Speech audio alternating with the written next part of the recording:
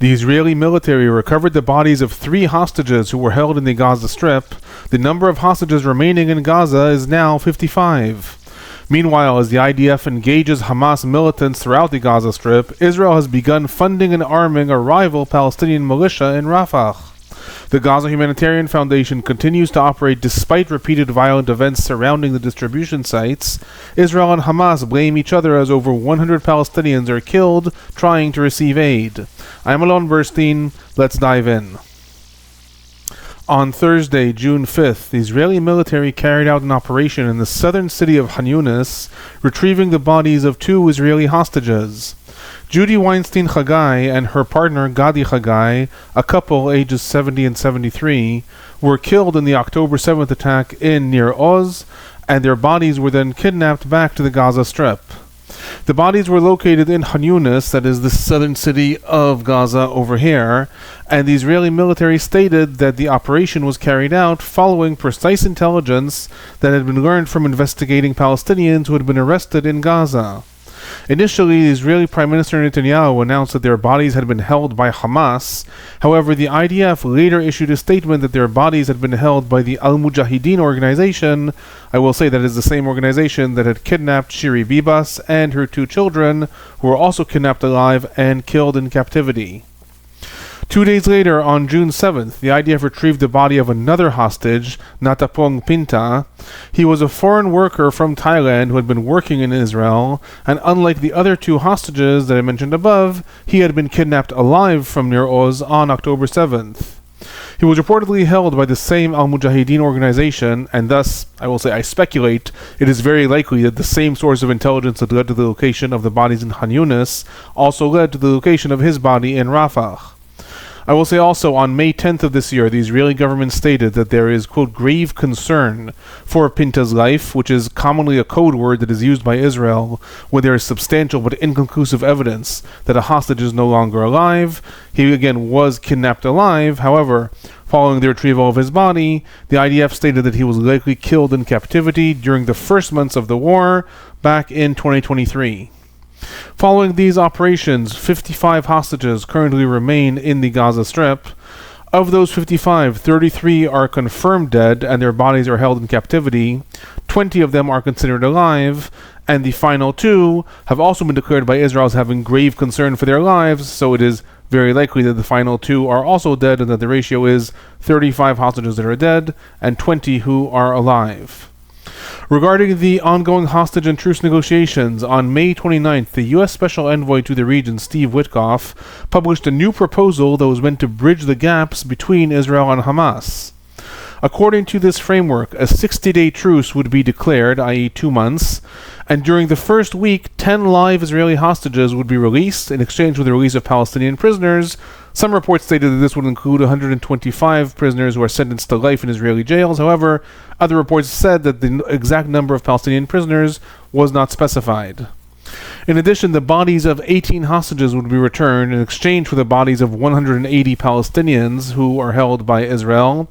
And on day 10 of the truce, Hamas would provide information about which remaining hostages are in fact alive. In addition to this, humanitarian aid would be allowed to flow into the Gaza Strip and would be distributed by the United Nations rather than the new Gaza Humanitarian Foundation. This is something that Hamas demanded. I'll talk more about that later on. The proposed framework also included an IDF withdrawal and redeployment to its positions before the return to fighting on March 18th. It also stipulates that both sides will enter into intensive negotiations on a complete ceasefire and an end to the war, with U.S. President Trump himself announcing that the sides will honor the ceasefire. Later in the day, after Witkoff announced this proposal, Israel announced that it accepts the proposed framework, although Israeli sources repeatedly denied that the deal includes any IDF redeployment. In a caveat, I'll say that the proposed framework was then published a day later on May 30th, and it does in fact include that IDF redeployment. Hamas in turn took several days to respond, with repeated rumors that the group is enraged that the deal does not include a U.S. guarantee that negotiations will continue until a permanent ceasefire is reached. Finally, on June 1st, Hamas published its official response, proposing new clauses and stipulations to the framework. Among others, the changes that Hamas put forth are spreading the release of the 10 live hostages over the 60-day period, i.e. instead of releasing half of the live hostages during the first week, they would be released sporadically throughout these 60 days, and also includes an opening of the Rafah crossing for Palestinians to enter and leave the Gaza Strip. Most importantly, Hamas demanded U.S. guarantees that fighting would not resume at the end of the 60-day period, and that the truce would automatically be extended and negotiations continue until a permanent ceasefire is reached. In Israel, the government immediately issued a statement that Hamas's response is tantamount to a complete rejection of the Witkoff proposal. Steve Witkoff himself also issued a statement later in the day, saying that Hamas's answer is unacceptable and takes negotiations a step back. So where are things right now? Despite the seeming advances that were made in Witkoff's proposed framework in bringing the sides together, in a moment of analysis, I'm going to say that the intractable points between the sides appear to remain even in the Witkoff proposal. These have been the same intractable points for the last 6 months. Hamas is demanding that any framework include a U.S. guarantee that fighting will not resume until a complete ceasefire and an end to the war is agreed upon, while Israel is demanding that any deal is temporary and has a specific endpoint that will allow for a return to fighting after that endpoint. As of now, despite the official breakdown of the negotiations, reports continue to emerge throughout the week that the teams are still communicating and that the negotiating countries are applying pressure on Hamas to accept the Witkoff proposal. Steve Witkoff's envoy to communicating with Hamas, Bishara Bahbah, is also reportedly still in Qatar, continuing the open channel between the sides. However, I will say again, right now there appears to be little movement in those red lines that both Israel has set and Hamas has set. The sides are talking, but unless there is a lot of pressure on one of the sides to become more flexible in those red lines, actually bridging that gap at this point, no one has put forth any framework that brings us closer to resolving those intractable lines. Turning to the situation in the Gaza Strip, with the breakdown of negotiations, the IDF has gradually intensified its military activity in the Strip, with increasing airstrikes and ground activity throughout both northern and southern Gaza. On May 29th, intensive airstrikes were reported throughout Gaza City, that is in the northern parts of the Gaza Strip over here. And on that same day, the IDF issued massive evacuation orders of the entire northern Gaza region, including the entire areas of Sajaiya, Jabalia refugee camp, Beit Hanun, Beit Lahia, and Zaytun. As you can see in the map, it includes the entire northern part of the Gaza Strip. Intensive fighting continued to be reported throughout northern Gaza over the next several days, with major airstrikes reported in Jabalia refugee camp on June 2nd, June 3rd, and June 6th, one of these reportedly killing 15 people, including 6 children. In addition, on June 3rd, 3 IDF soldiers were killed in a roadside detonation that was carried out in northern Gaza. According to reports, a convoy of Israeli military vehicles were making their way through the area and entered into an array of 20 explosive devices that had been planted along the roads. Only one of these reportedly successfully detonated, killing those 3 soldiers. Meanwhile, in the central parts of the Gaza Strip, on May 30th, the IDF reported assassinating Khalil Abdel Nasser Hatib. He was a local commander in Hamas's El Maghazi battalion, and according to the IDF report, he was a commander of a unit who was responsible for anti-tank missiles that killed 21 IDF soldiers back in January of 2024. In addition, substantial airstrikes were also reported in Deir el-Balah and in the Al-Nuseirat refugee camp, that is in the central parts of the Gaza Strip over here, a little further north over here, both on June 2nd. Meanwhile, in the southern parts of the Gaza Strip, it was a particularly intensive week in Khan Yunis, that is the largest city in the Gaza Strip, in the southern parts of the Strip over here. On May 31st, the Al-Qassam brigades reported an ambush on IDF soldiers that was carried out in the Al-Qarara region, as well as short-range Rajum missiles that were fired on an IDF outpost, all in the areas of Khan Yunis.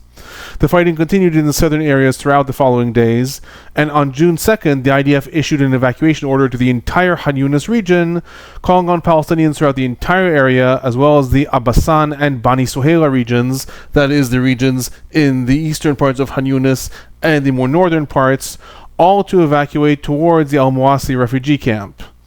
Still in Khan Yunis, on June 4th, massive bombings were reported in the area.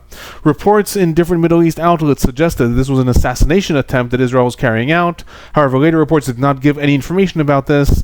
Some speculated that it was an attempted assassination attempt of a high-ranking Hamas official that failed. Some said this was just quote-unquote regular bombing activity. An attack tunnel was also reportedly located and detonated by the IDF on June 5th, and on June 6th, 4 IDF soldiers were killed in the Bani Soheila regions of Han Yunis when an explosive device detonated in a building that the force was examining, causing the building to collapse.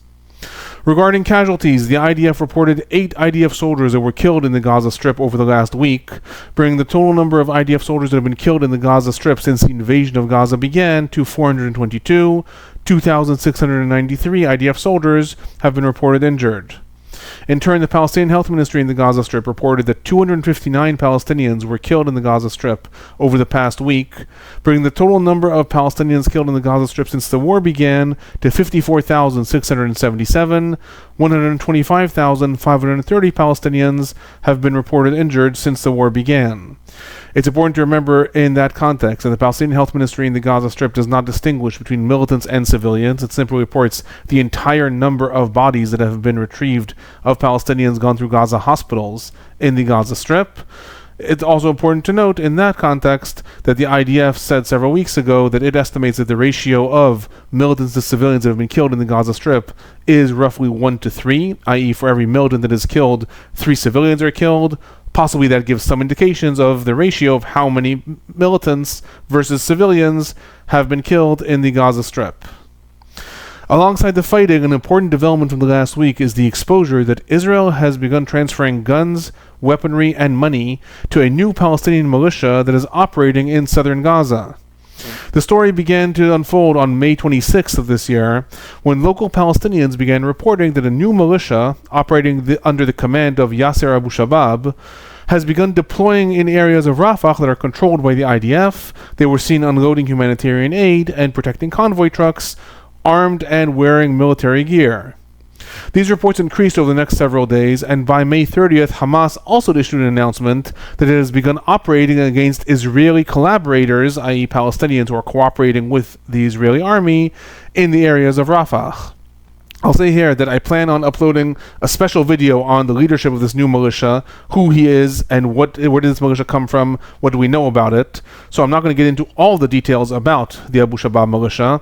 For now, I'll say that on June 3rd, the leader of the group, which some are calling the group the Popular Forces, announced that they are operating under the quote, legitimate Palestinian leadership, end quote.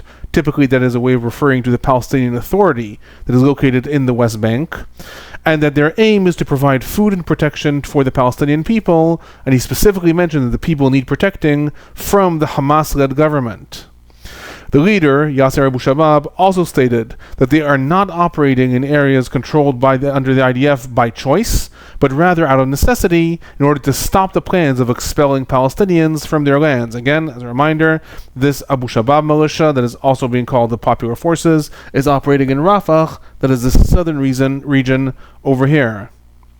The big development in this story happened on June 5th, when a member of Israel's opposition parties in parliament, Avigdor Lieberman, bypassed the IDF military censorship and announced in the Knesset that the Israeli government is arming Palestinian militias in Gaza. In a caveat, I'll say that he added that these are ISIS-affiliated militias, something that appears to be completely unsubstantiated. However, it quickly became public that this plan, which included arming the militia with money, guns, and weaponry which had been confiscated from Hamas and Hezbollah, i.e. guns and ammunition that had been found by the IDF belonging to Hamas and Hezbollah, has been transferred to the Abu Shabab militia. It also became apparent that this had not been approved by the Israeli cabinet, and instead it was a decision that was taken by Israeli Prime Minister Netanyahu, alongside the Minister of Defense Israel Katz, IDF Chief of Staff Eyal Zamir, the head of the Shabak Ronen Bar, and the Minister for Strategic Affairs Ron Dermer. After initial denials, Israeli Prime Minister Netanyahu put out a video confirming that Israel is working with local Palestinians who are resisting Hamas, and rhetorically asked, "So what's wrong with that?"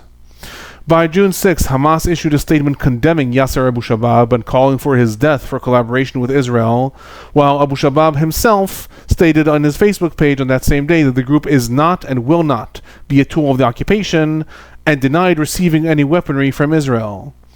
At this point, it is unclear if the group is receiving orders from Israel or just received funding and weapons and is receiving orders from the Palestinian Authority. Again, I'll put out a special video about everything we know about this militia. What we know right now is that they are operating in that southern area of Rafah over here, which the IDF is in control of, and they have also called upon Palestinians to return to their homes in Rafah, saying they will offer protection.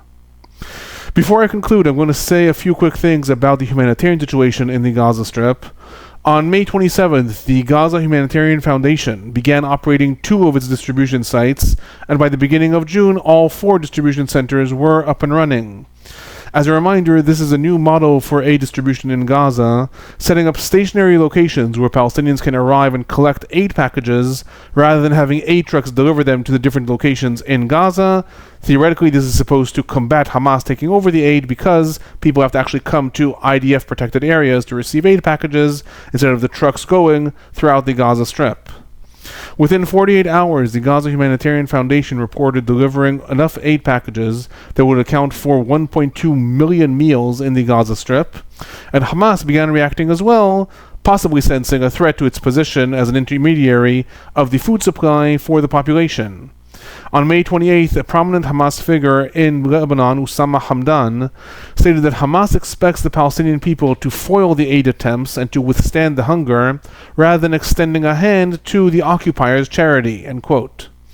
I want to add something about the quantity that has been distributed, because some reporters have begun saying, so if 1.2 million meals have already been distributed, quote-unquote, how much aid is needed. So just to put things in proportion, I want to remind everyone that while this operation is very impressive, 1.2 meals amount to exactly 1 meal given once to half the population in Gaza. So while that is impressive, it is still far from resolving the hunger crisis in the Gaza Strip. Within days, a series of violent incidents began occurring near the distribution centers of the Gaza Humanitarian Foundation, with dozens of deaths and injuries being reported. On June 1st, there was an incident of gunfire that happened both near the Netzarim distribution site and also in the more southern centers, resulting in 19 Palestinians being killed and 165 Palestinians being injured.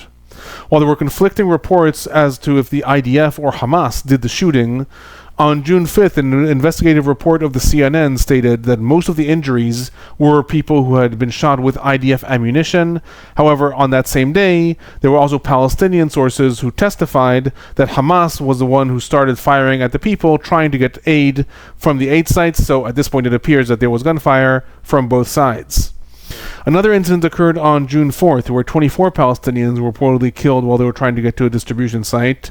And on June 6th, the IDF announced that the distribution sites will only be open for 12 hours per day, from 6 a.m. until 6 p.m., and that the rest of the time, the distribution sites are going to be considered closed military zones. The IDF said this amidst a statement that in one of the incidents, the military fired on Palestinians who were trying to get to the aid site after hours, reporting that they were acting suspiciously. The foundation centers were closed on June 6th in order to reassess the logistics of the distribution, with demand reportedly being a lot higher than the organization had planned for, some reports suggesting an average of 15,000 people are trying to receive food packages every hour. The centers were reportedly open again on June 7th, shortly before I recorded this. So far, there have been no violent incidents that were reported. According to several different reports, the IDF is planning on establishing more of these distribution sites of the Gaza Humanitarian Foundation. However, it's also important to remember that a lot of violence is emerging around these centers, and that part of the negotiations right now is that Hamas is demanding that these centers close down and that the aid be distributed in the old formula through the United Nations. At this point, there are 4 aid centers that are distributing aid. There's also still aid trucks that are coming in to the northern parts of the Gaza Strip, however a lot less. Everything appears to be in flux with regards to the humanitarian situation in the Gaza Strip. These developments are improving the situation, however a lot more will be needed in order to battle the hunger crisis in Gaza. Obviously, it remains to be seen. We'll know more in the coming days. Those are my highlights on the latest developments in the Israel-Hamas War. If you find these reports informative, please do remember to send them on to anyone you think might be interested in the war. Hit that like button, subscribe, turn on notifications so you'll know when reports come out. If you have any questions or comments, feel free to leave them in the comment section below. I'm Alon Burstein. I'm a visiting assistant professor and Israel Institute fellow in the Department of Political Science at Tufts University. Thanks for watching.